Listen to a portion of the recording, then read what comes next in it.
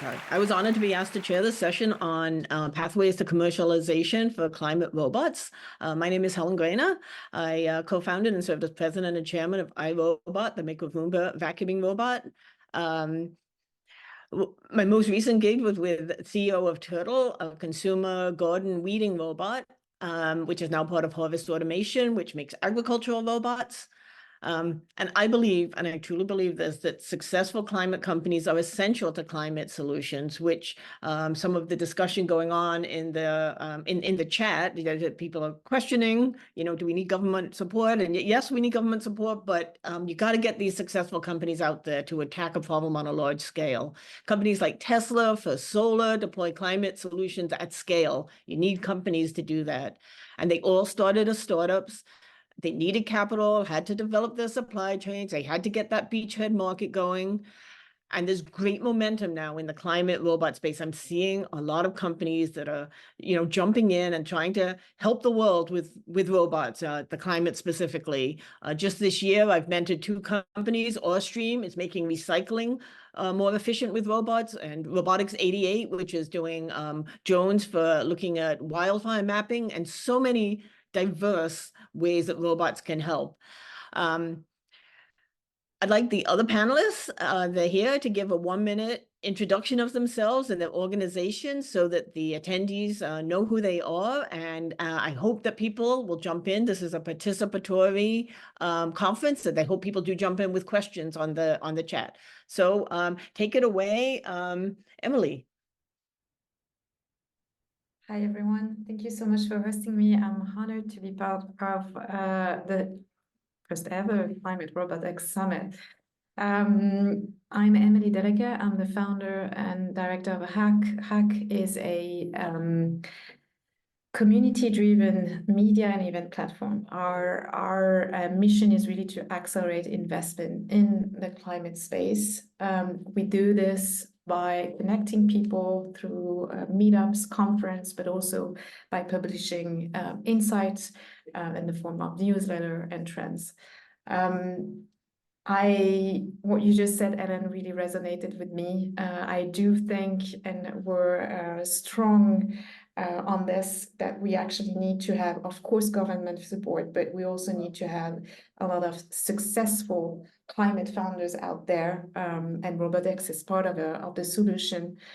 We need to see more of them. We need to build the momentum behind them. We need to build the hype. Of course, there's more than hype that we need to build, but this is, I believe, the first thing, so that investor can actually look at the solution and that we can scale the solution at the speed at which we need to scale it. Very happy to be here. I'll be happy to answer any question, participate to the discussion, but happy also to open the floor to the other panelists. Okay, thank you. Vannon? Hi, thank you so much for the time. Excited to chat here. I'm at AliCorp. I'm an investor in our robotics in deep tech vertical. So we will focus on robotics, advanced manufacturing, aerospace, as well as climate and energy. We've done a bunch in robotics. We've got 14 investments in the space. And a lot of ours are focused towards that climate angle. So something we think a lot about.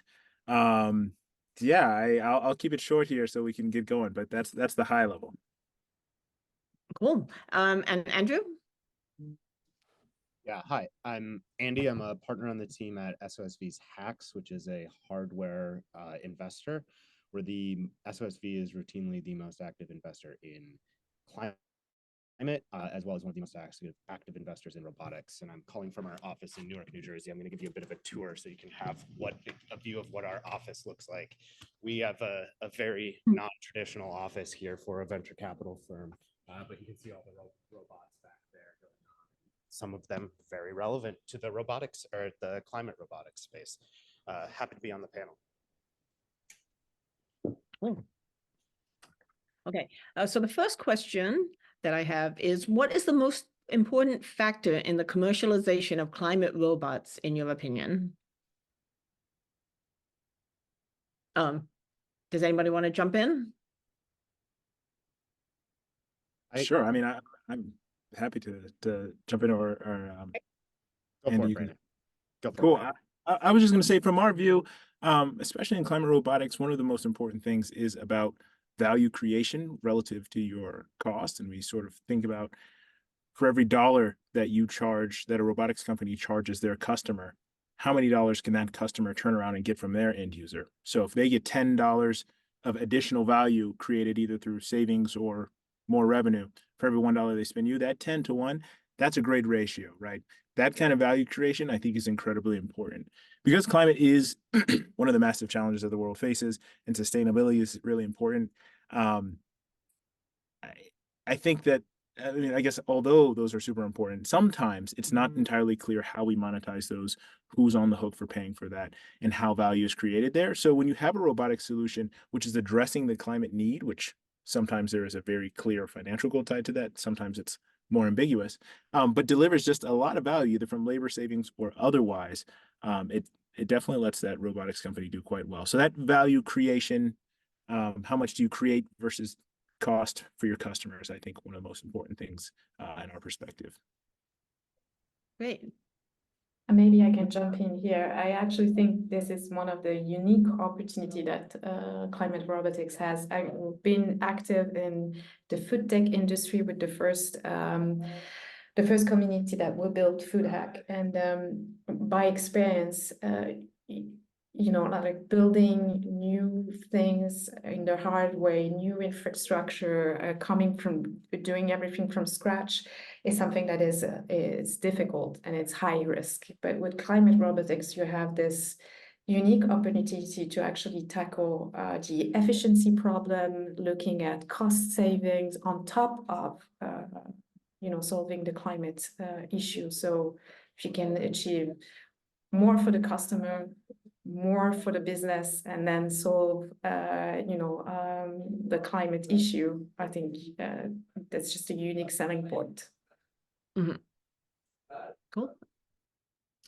Yeah, I think I would add to that for us, it's a consideration that the solution is actually solving a real problem or addressing a real problem.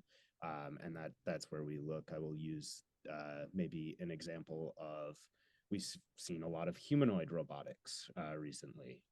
What is the problem that humanoid is solving? Often very unclear. It's very cool, but what is the purpose of it? So that's the thing we look for. What is there a problem that's being solved, and are we solving it in a simple, easy, sort of off-the-shelf way?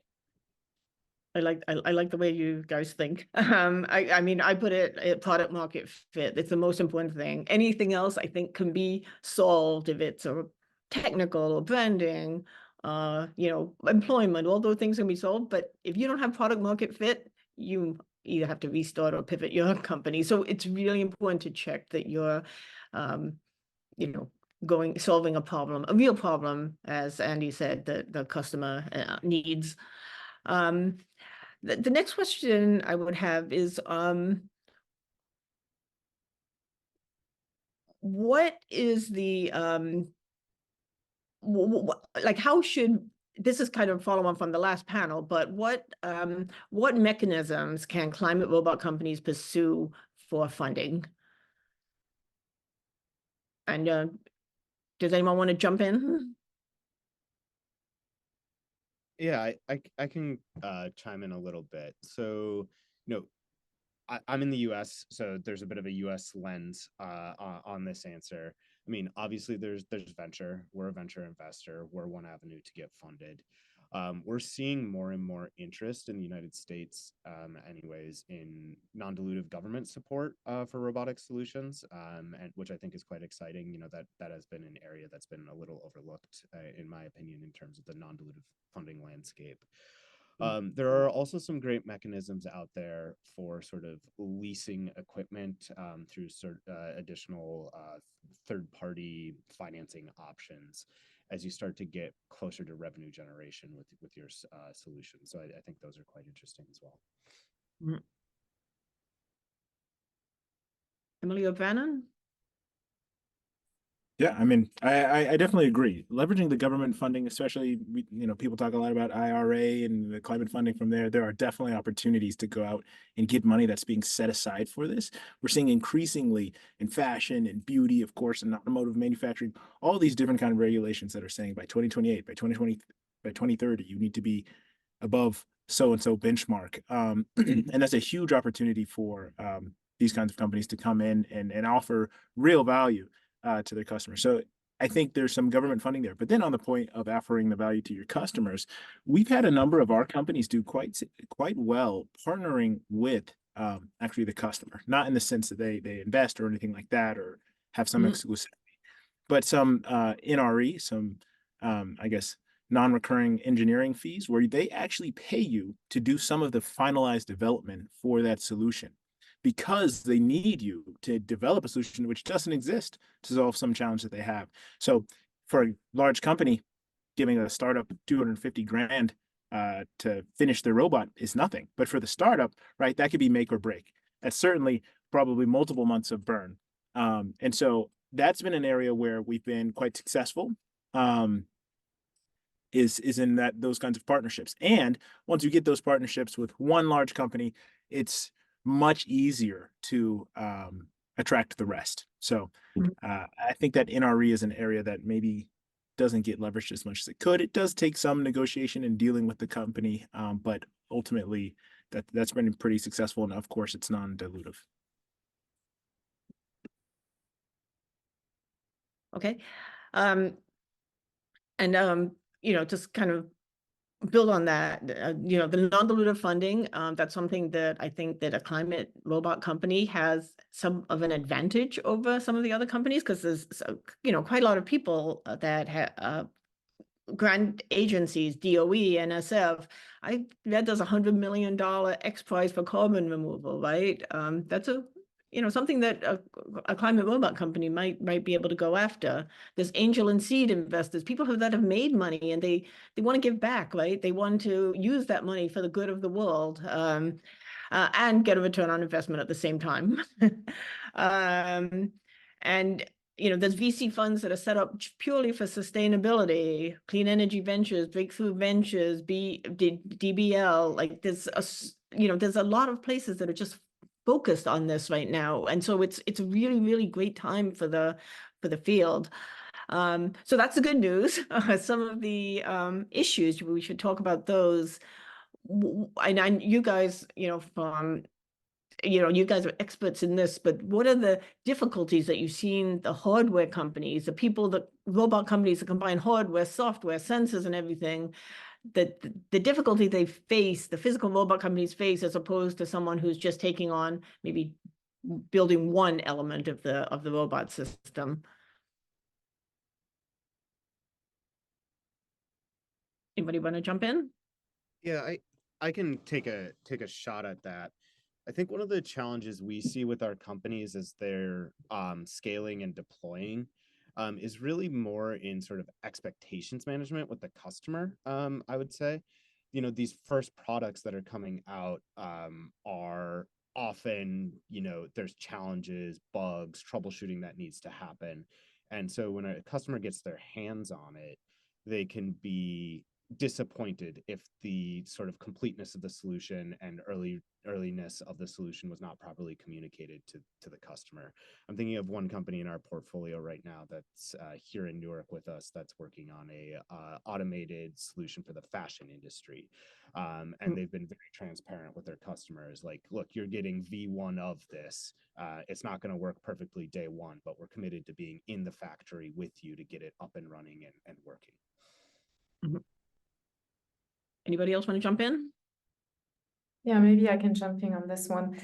From our perspective, and again, it's an event and media company perspective, but I would say it's in terms of traction and media coverage. I don't think that there's a lot of compared to carbon capture, compared to energy and mobility.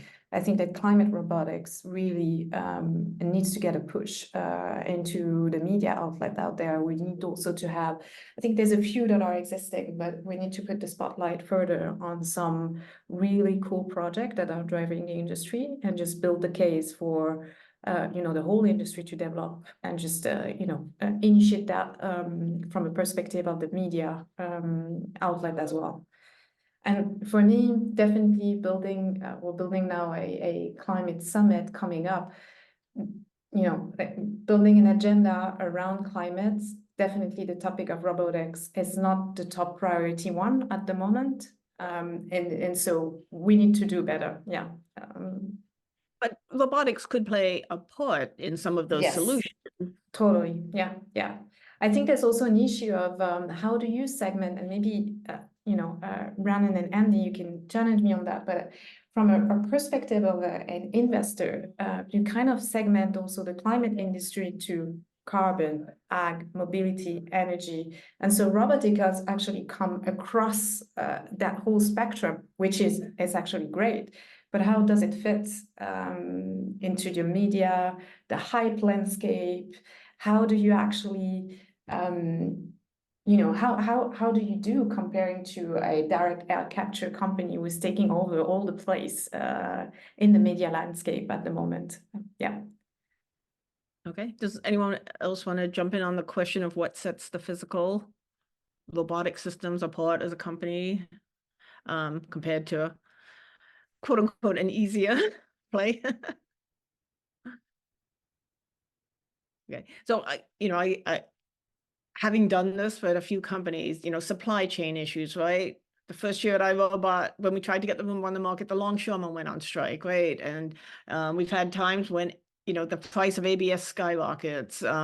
You've had unverified changes in production, someone hacking around on the production line, and it gets into the field, and all of a sudden the robots don't work because a wire gets, cut, or changes in chip specifications make you have to rewrite all the software. There's like so many things that you have to have all different expertise to attack, which makes robot companies, investors complain that it takes, a long time and a lot of different skill sets on the team to address them all.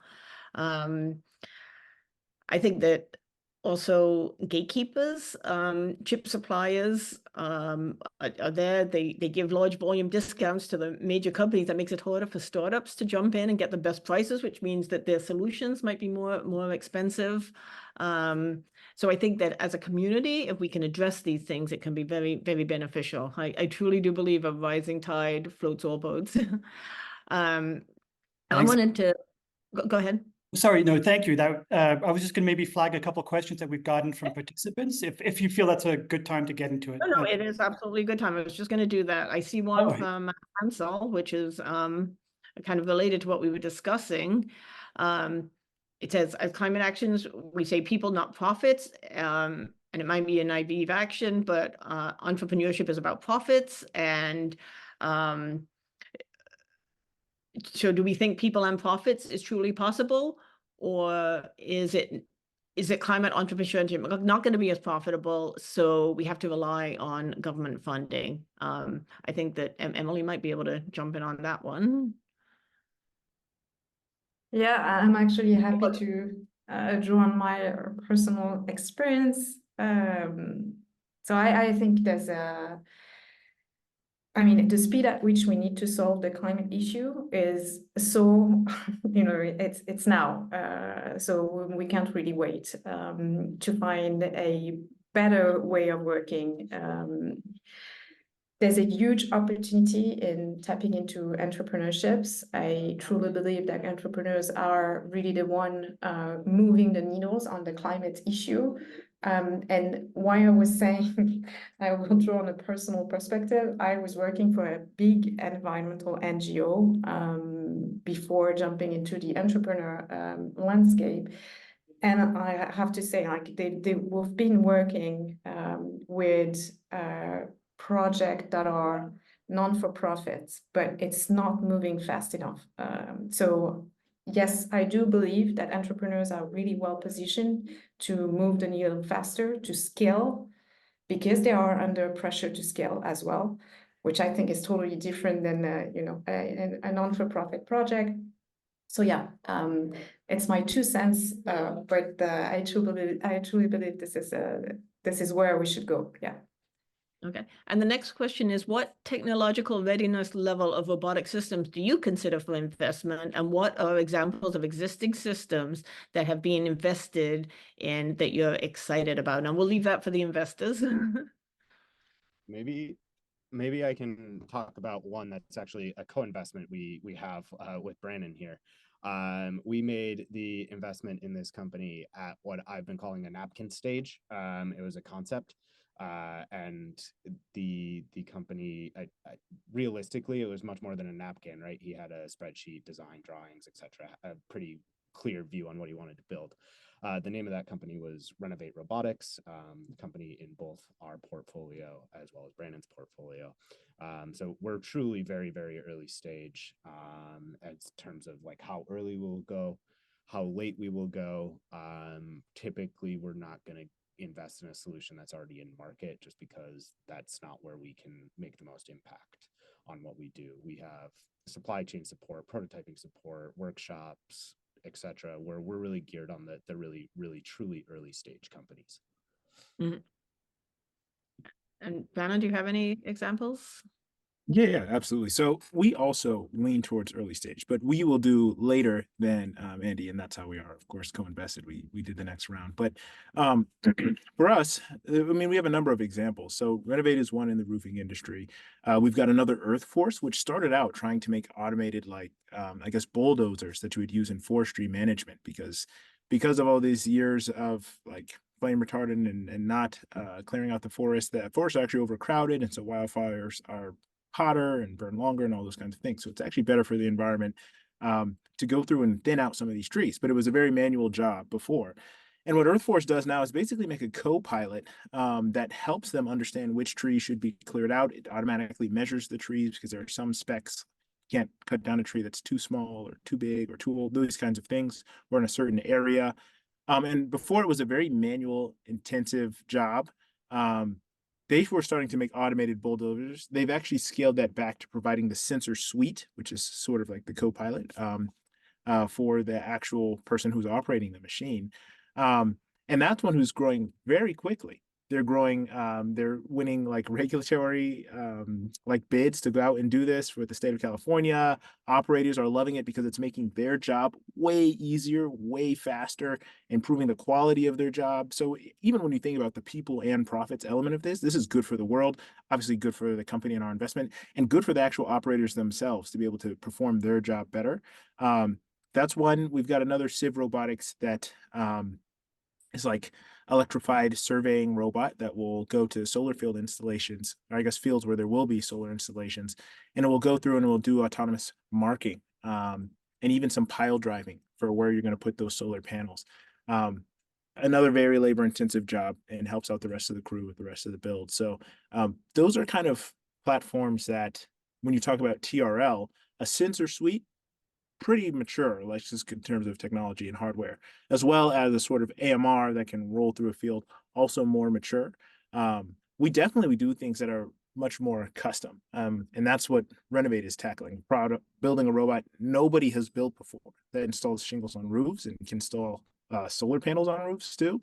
And so we definitely will do things that are more technically complex. So the TRL can vary. They just need to be able to find their niche in their market, whichever type whichever style they're going for. Right, and we've heard that Renovate Robotics will be speaking at the session on ground robots. And Emily, would you like to jump in on that, or would you like to start off the hot takes? No, yeah, I have nothing really to add on that particular question. There is one in the chat that I can address if you want, the question of greenwashing. You know, especially like making sure, given that there has been many cases of greenwashing, I think, and again, Andy and Brandon please share what you think about it. But I think as an entrepreneur, you have to report back to your investors, and investor needs to report back to LPs. And actually, they need at some points to measure the impact, to be thorough on data. And so I can say greenwashing will happen, yes, for sure. But I think there's not more or less risk of greenwashing than if we weren't going into the entrepreneurship, angle. But yeah, maybe Brandon and Andy, you have a different take on this one. I mean, I can share our perspective here. So SOSV is not an impact fund. We're a financial investor. We invest along verticals that we think, when we're highly successful, have highly impactful, positive impact on the world.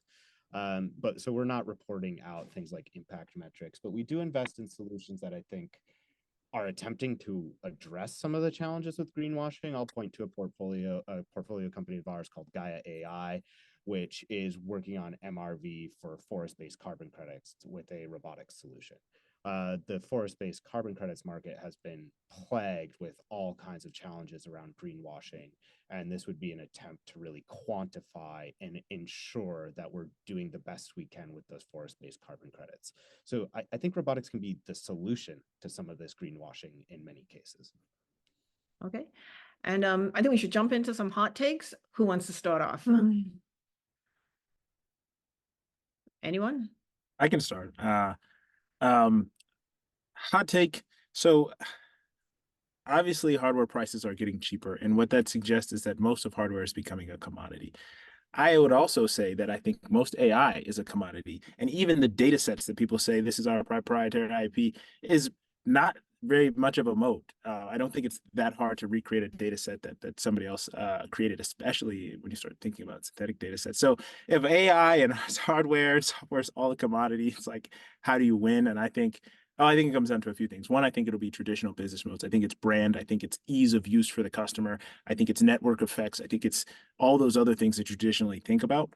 I also think for robotics, it's the interoperability and maybe I guess integration of the hardware and software, those various sensors.